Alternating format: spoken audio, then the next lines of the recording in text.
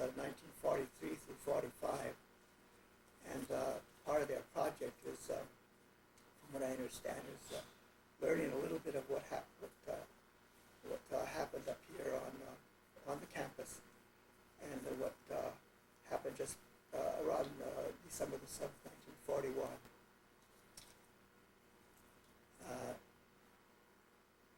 On December the 7th, 1941, I was attending ʻŌhelo school, and lived right below, when it was located on New One and Judd Streets. I lived with my parents on Makanani Drive, just located just below Kamehameha School campus.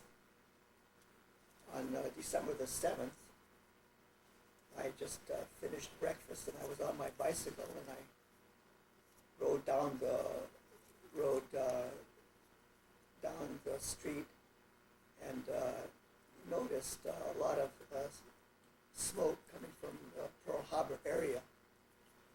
And knowing that there were fuel tanks there, I assumed that something had happened, and there had been an explosion. At the time, I had no idea of the attack and all the damage that was being done there.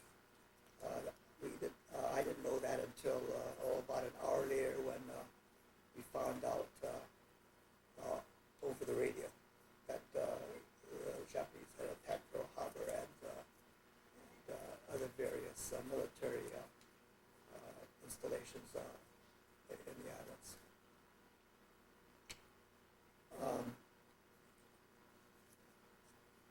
Education was pretty much disrupted, as you could imagine, from that time on for the next 2 or 3 years. All the public and private schools had to adjust, because we had blackouts, there were curfews, and acute shortages, say, of fuel and food. It was, and of course everybody was pretty nervous, not knowing what was going to happen next. Anyway, my class at ʻŌhelo, I was in 9th grade, was discontinued, and I went to Stevenson Intermediate, that was located on Punch Bowl, but they also had a branch at Kapalama School, and that's where I went to school until I was admitted to the Kamehameha Schools in 1943.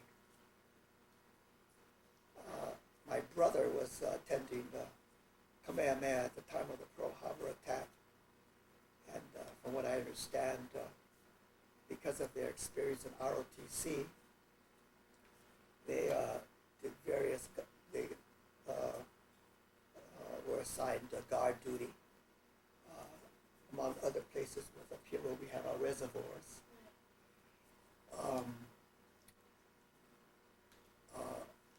Kamehameha School, the Kamehameha School campus was separated in half. The girls' school, from the auditorium up through the girls' school, became an annex of Tripler Hospital. So we had a lot of traffic coming on campus, bringing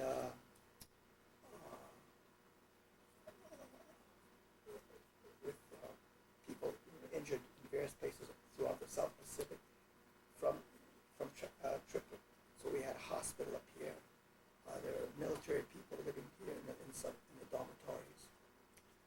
The military took over the auditorium, and they showed.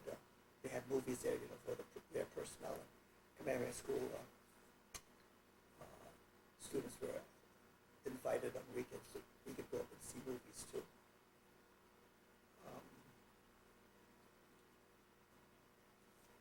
Is there anything specifically that you'd like to know? How was, like, when you got up here at Kamehameha, Yeah. how was It was pretty good. Oh, well, because of the school being cut in half, everybody pretty much doubled up. Before I came up, prior to December 1st, everybody had their own room. But because of the war and everybody having rooms that are pretty small, right? Yeah. So we doubled up. The food wasn't the best. In fact, it was downright awful. We looked forward to our when we went out on weekends for campus, so that we could eat, because the food there was a shortage of butter, milk, fresh eggs. We had just nothing but powdered eggs and stuff like that. So although we managed, it's nothing like it is now. Yeah. Were you in ROTC? ROTC everybody was in ROTC. So were you put on guard duty? Oh, okay. So by the time I got up here in '43, that was 2 years after the war started. Things were not as bad, so the ROTC program continued, but it was pretty much as it is now. Although of course everybody was boarding back in those days. I think it was, I forget, but the day students came up just maybe about a year before I left at 45. So when I first came up here, I think we were pretty much all boarders. And then they started the day students and stuff. And yeah, we all wore our khaki uniforms.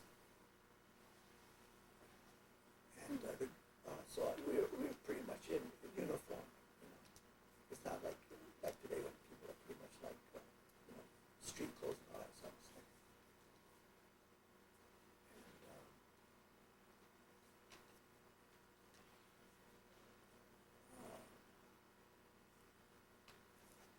And there was discipline, and if we didn't behave, we were assigned to do extra duties around the dormitory.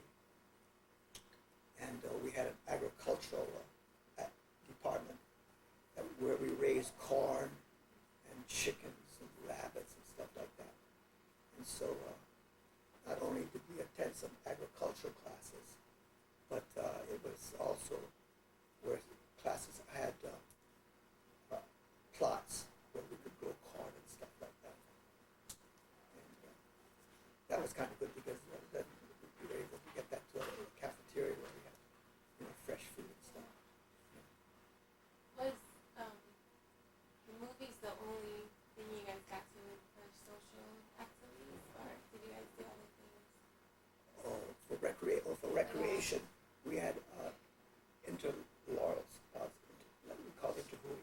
Like, I don't know if they still have it, but we had imua, and anyway, the boys were divided into various sports groups. So we had that. If you weren't in the varsity, the other guys that weren't that good, but we played barefoot football, say during football season. And I think we still had varsity football and baseball.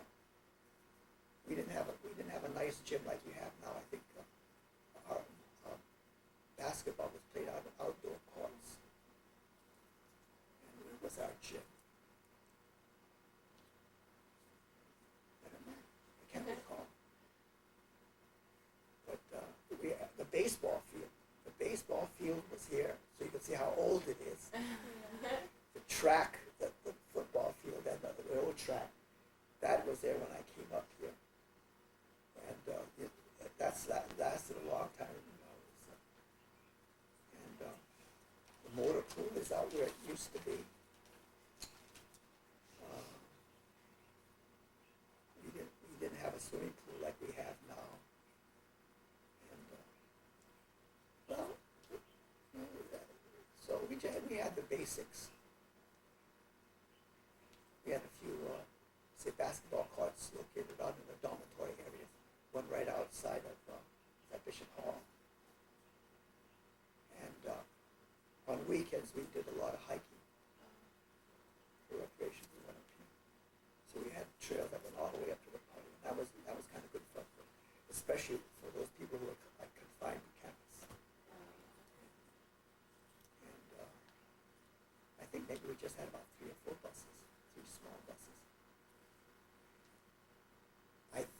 was coming up here. I think maybe my class was a total of 63 girls and boys.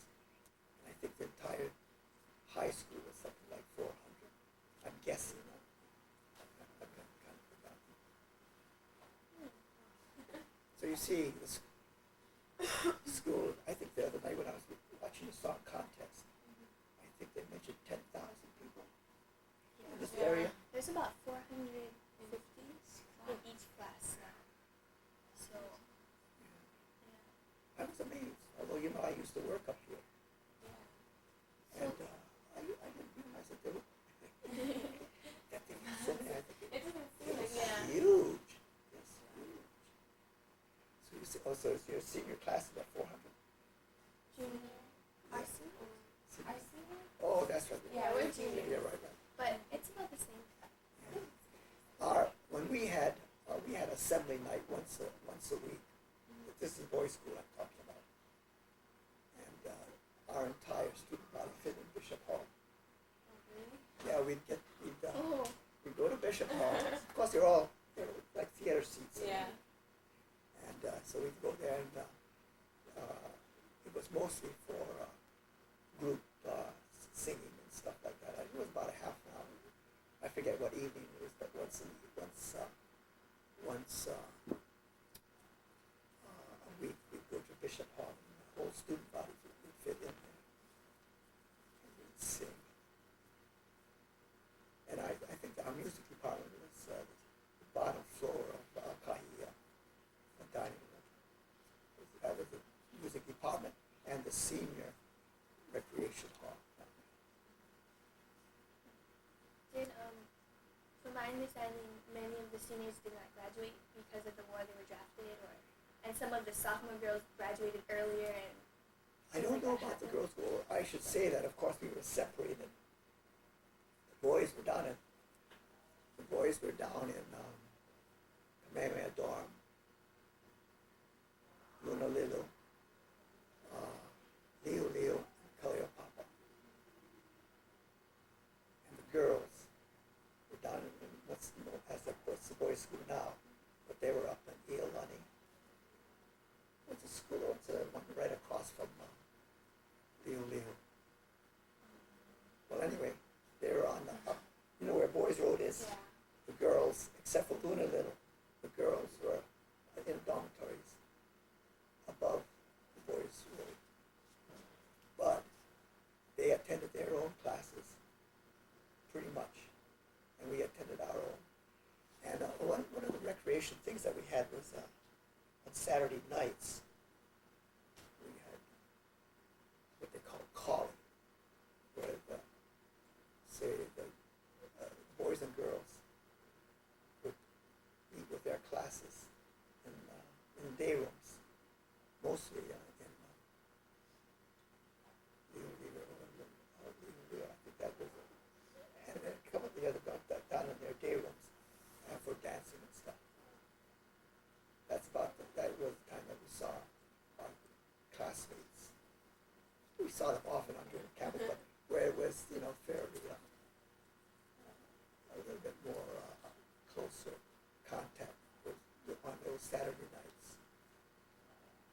I was reading this thing in Kamehameha, and they were saying that in 1943 they switched to a 5-year plan. Did they do that? Oh, okay. When I came up to Kamehameha School, there was this program. I think it lasted about, I'm not sure how long it lasted, but it was where we had 2 11th grades. So there was 9th, 10th, low 11, and high 11, and senior year. During the 11th grade, low 11, people had the option of going out and working at Hawaiian Electric or the Hawaiian Telephone Company. I think some even went down to Pearl Harbor. But anyway, to get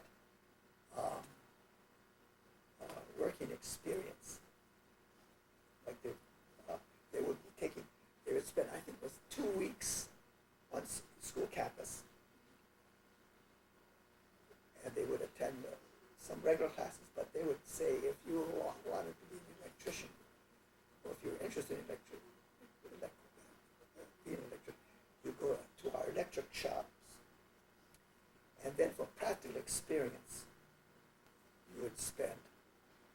and going out and working out in the community in a place like Hawaiian Electric, that kind of thing, which was kind of good. But then it also stretched out the school, your school year, your school. It seemed like you had people up here at Kamehameha who were in the vocational program. I think were having to spend an extra year up here. But, and some of them even worked down at the airlines, which was great. At the time, there was only one airline, inter-island airline, that was Hawaii. So quite a few of our people went down and picking up their basic mechanical stuff up here. They would get practical experience going out and working out at Hawaiian Airlines. So when they graduated, a lot of them had jobs where they had, taken this preliminary stuff. So that was kind of nice. And back in those days, it was very practical, and it was, people kind of liked that. Of course, there were people, if you wanted to go on to college, they did that, but they didn't have this college prep. We had courses that we considered college preparatory, but it was, no big deal. And when I got out of the service, I went to the UH for 3 or 4 years. I didn't graduate, but I went up there for a while. So in the summer, besides the regular school year, did you get a job, or was there some school? Everybody did. Everybody got a job. Throughout the whole, everywhere. And I'm glad you brought that up, because that was some of our most horrible times and some of our best times. Summertime, all schools, everywhere. If you were a teenager, what was this, beginning age? Maybe 15, Philippines. But we had all these canneries. We had the Libby Cannery, we had Dole, we had Del Monte. So a lot of high school kids went down there to work at those places. And then, of course, there were a lot of kids went and worked out in the fields. But for Kamehameha School people, most of us went. It was kind of a fun thing. It was unheard of to spend the whole vacationing, summer vacations. Everybody went out and worked. And so at Kamehameha, when summertime came, we went down to Dole. And we had a great time. I was a tray boy for 1 year. Another year I worked on what they call the platform. We would be doing the trucks in pineapples with boxes. The trucks would come in with boxes of pineapples. We would unload it on these belts. And last year I was there. It was last summer I was there. But it was a time. And before I came up to Kamehameha, I worked for the U.S. engineers up at Fort Lewis. But back in those days, everybody worked if you were a teenager. And your profit, did that go back to the school, or did you? Oh no, it was your own. Oh. Yeah, so we were earning our own money. And then, when it came to Easter vacation, that was a horror. Because we went out into the fields to work out in the pineapple fields. The buses would transport us out there. And although we kept the money, that was tough work. But everybody did, like patriotic things, things to help the war effort. And it was everybody was extremely patriotic back in those days. Were there any panic attacks with the students on campus? Or was everything kind of settled in at that time? Yeah. Nothing ever really got out of hand. Yeah. I think everybody pretty much covered. Like the first year of the war, we had blackouts and curfews. Everybody, unless you had a pass, had to be in their homes at 8 o'clock in the evening. And for that first year, we had everybody had their houses blacked out. And up here, up at school too, all the windows. Came nighttime, everything was dark. We were in the buildings, but all the windows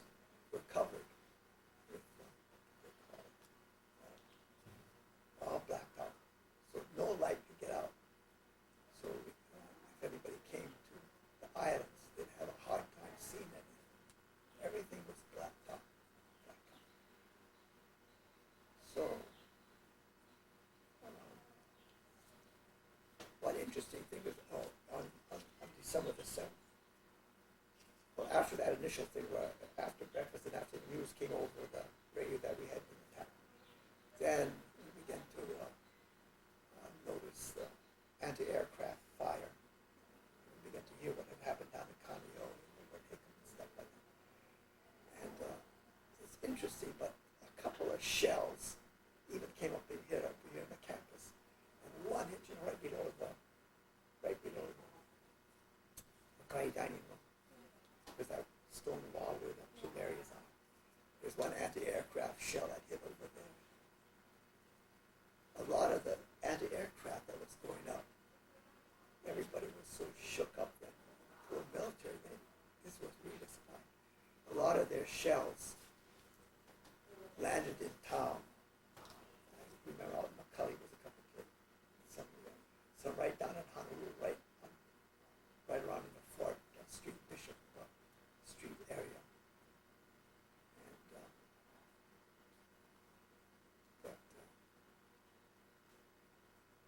yeah, during that first year, we were pretty much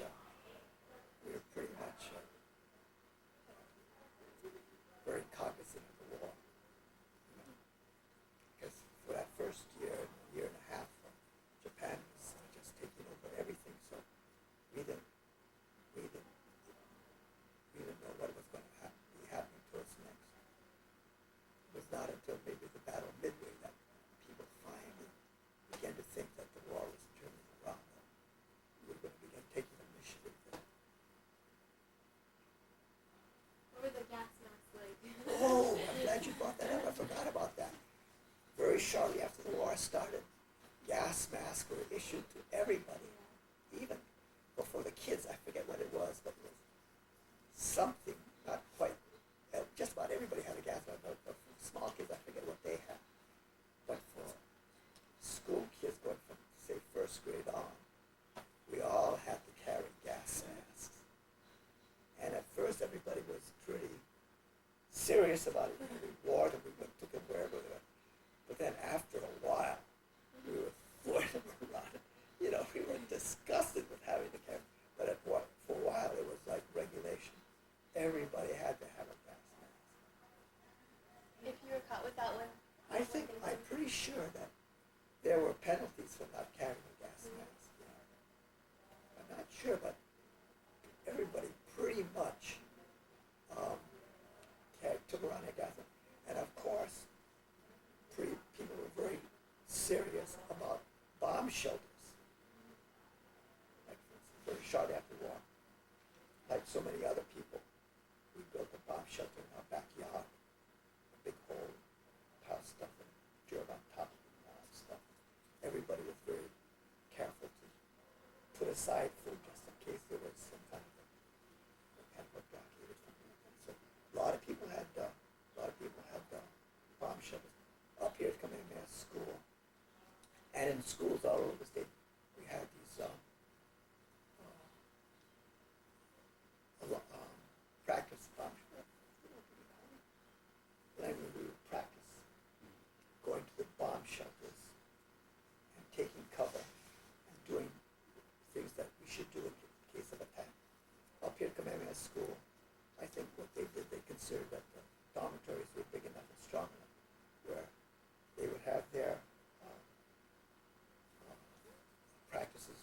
They would go to the ground floors of the dormitories and stay there.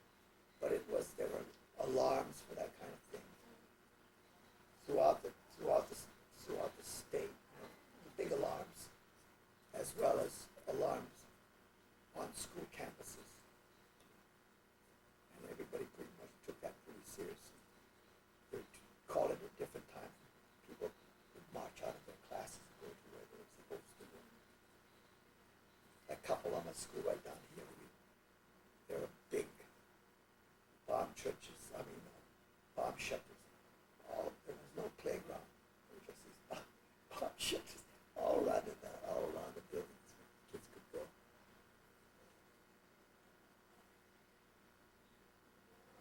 But while I was up here, things began to get kind of back to normal. We went out to the Honolulu Stadium for football games. There was a bus system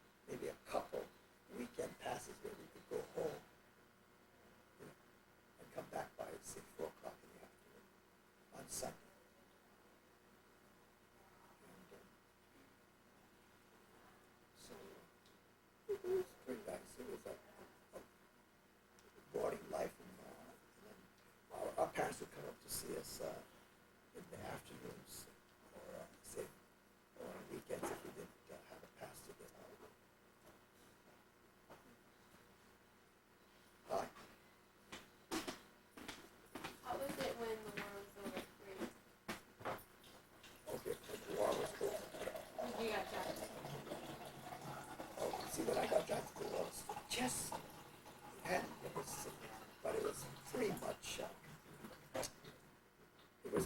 over by the time I got